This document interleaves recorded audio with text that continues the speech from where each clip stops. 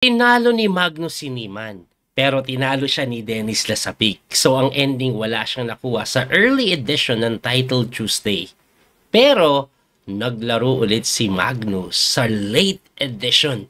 At sa late edition, ito ang matindi. Tinalo siya ni Daniel Naroditsky.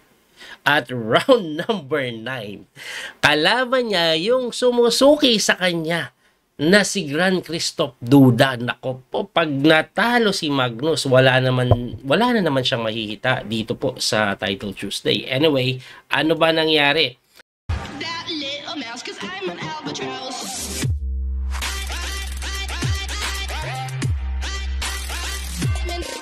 C4 tinira ni Duda, C5 si Magnus, symmetrical po na English opening, no? Knight C3, G6, G3, gayahan lang, oh. Bishop G7, Bishop G2, Knight C6, pareho, pero pagka Knight F3, nag D6 lang si Magnus. Nag-castling yan, Bishop F5 si Magnus. Nag D3, Queen D7 si Magnus, ibang-iba yung approach, minadaling ilabas yung Bishop, Queen D7, idea, Bishop H3. Ipapalit po yung white bishop. So, nag-rook E1 yan, bishop H3, para makatakbo sa H1. Ayan, ganun talaga yan. Kasi pag nasa F1 yan, mapipilitan kang ipalit, So, pagtakbo sa H1, nag-knight F6, rook B1, castling na si Magnus, nag-A3, idea, mag-B4, nag-rook C8 lang si Magnus, B4 na nga, na tinirahan lang ng B6, makunat na approach ang ginawa ni Magnus, nag-knight G5 naman, itong si Duda, inatake yung bishop, umatras sa F5, H4 lang, medyo uma-aggressive na sa kabilang side, nag-H6 naman, bumalik sa F3, and then E6 lang, tinulak yung pawn na medyo nakakabayan na. Baka po kasi makulong yung bishop. Anyway, nag-bishop G2, nag-rook FE8. Tumira po ng bishop D2. Ayan, nag-D5. Binubuksan na ni Magnus. Ayan. At sa posisyon pong ito, no, according to Endin, lamang ng konti si Magnus. So, ang ginawa po, kinain At pagka-capture, binawi ng pawn. Ayan, lamang talaga si Magnus daw dito. Kinapture po yung pawn, binawi din ng pawn, and then nag-rook C1 para pa-pressurein po yung C5 pag nag-knight A4. Ang ginawa naman ni Magnus, nag-knight D4, tumalon, na kung saan mali. Ano ba magandang tira? Bishop F8 daw ang magandang tira. Ang tabayanan na depensahan. Kasi yung knight lang natalon sa D4, kinapture lang yan. Pagka-capture, binawi ng pawn, knight A2 lang, nagkaroon po ng double isolated itong si Magnus. So, equal daw, kahit double isolated, kasi mas aktibo naman yung mga pyesa niya, mas kontrolado yung gitna. Nag-rook take C1 yan, knight take C1, knight G4, sumugod yung kabayo, and then knight B3. Pagka knight B3, queen D6, hinihit po ito, kaya dinipensahan yan bishop B4. Nag-queen sa E5, and then queen D2 lang, at dito, lamang na daw po ang puti. Lamang na ang puti, no? Kasi medyo naka-recover, gumanda na yung posisyon ng mga pyesa, pangit talaga yung double isolated Anyway, sabi ni Magnus, wala akong pakialam kung labang ka. Bibigyan pa kita ng pyesa. Knight E3. Ang knight E3, mali daw. Maganda yan kung kakapturein. Kasi pag tinex po yan, capture lang na ganun, sa pupunta yung reyna, let's say dito, kakakainin lang po yung G3, ayan po yung mga kasunod.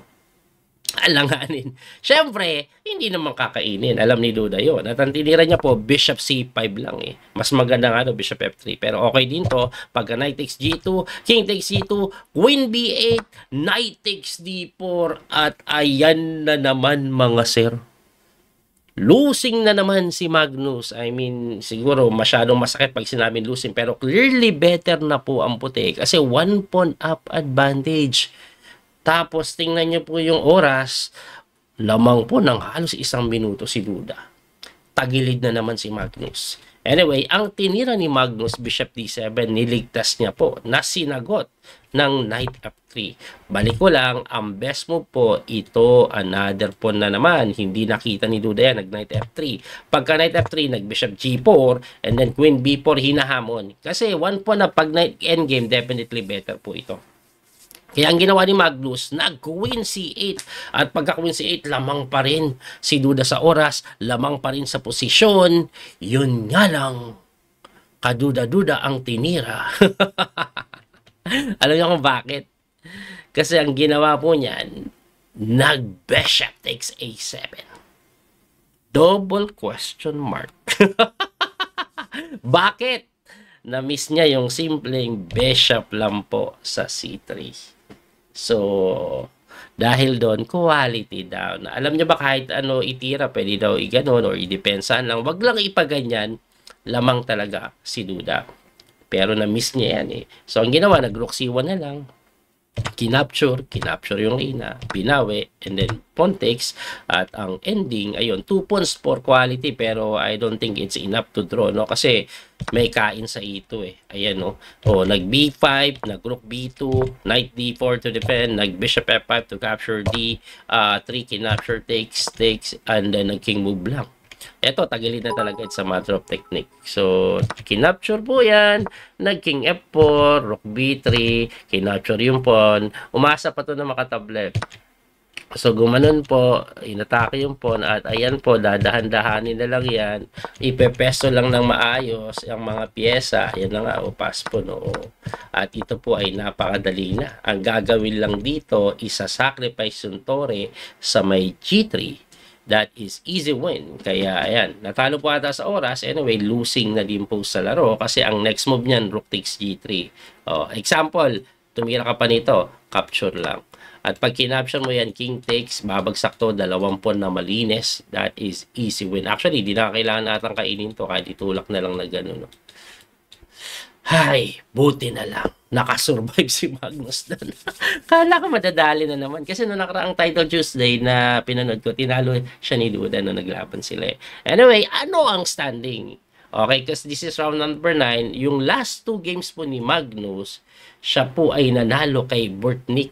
Ayan, malakas sa Grandmaster, mabilis yun from Ukraine. At tinabla niya lang last round kay Su Xiangyu ng China dahil ito po ang standing, tingnan nyo. Enough na para mag-champion. So, champion si Magnus at tayo po sila ni Su Xiangyi together with Arjun Erigaisi. Si Bortnik kahit tinalo niya, nandyan pa rin po, no? So, number 4. Si Hikaru Nakamura naglaro, alam ko. Fabiano pang 7, Jose Martinez. Asan si Hikaru? Si Duda pang 11. Ayan, si Hikaru pang 15. Medyo alat si Hikaru sa Title Tuesday na ito, no? Anyway, sana po nag-enjoy kayo at may natutunan sa video na to. Muli ito po yung Coach Speedy Master Daniel Causo. Abangan nyo yung mga susunod natin video. Malapit na yung candidates. Marami pang parating na tournament. Sana po, supportahan nyo po ako tuloy-tuloy. Don't forget to like and share. God bless po, mga kabiyahe. Salamat. Bye-bye. That little mouse, 'cause I'm an albatross.